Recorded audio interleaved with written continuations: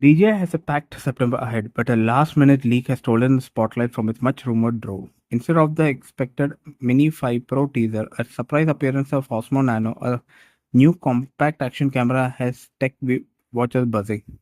The company is lining up both a new mini series drone and Osmo Nano for launch this month. The Mini 5 Pro is slated for launch on September 16th, yet so far DJI has been unusually quiet.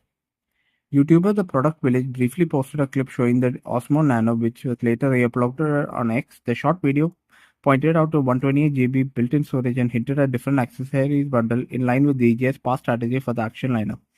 For context, the Action 2, the model that Nano seems to replace, is still selling at $289 on Amazon. They shared what appears to be the official product renders of the Osmo Nano. The images reveal a slim modular design and key differentiators such as camera specs and pricing remains under wrap.